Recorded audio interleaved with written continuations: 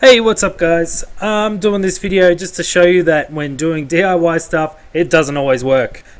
The original video was me actually trying to fix the power supply that came out of the 3D printer. Now what I ended up doing was replacing the fuse because it was blown, but then as you can see, there was more than just that issue alone.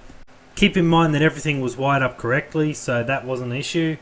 So watch what happens when I plug it back in.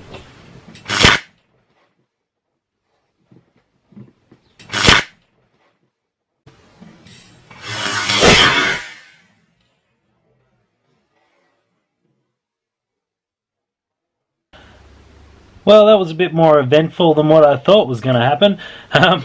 So it looks like one of the transistors went as soon as I powered that up. The fuse is also blown as well, so luckily it only cost me a few cents to actually buy that, which is good.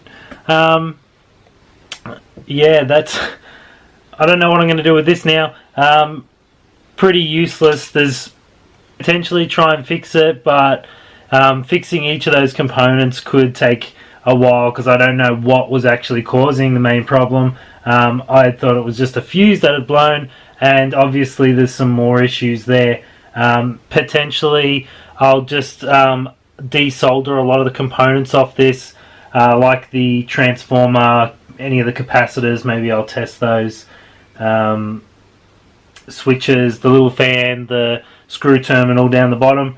I can at least salvage it for some parts, but I think the rest of it's going to the scrap. It's a good thing these are pretty cheap off eBay, so but hopefully that fail there was worth watching. So thanks for watching, and we'll see you next time.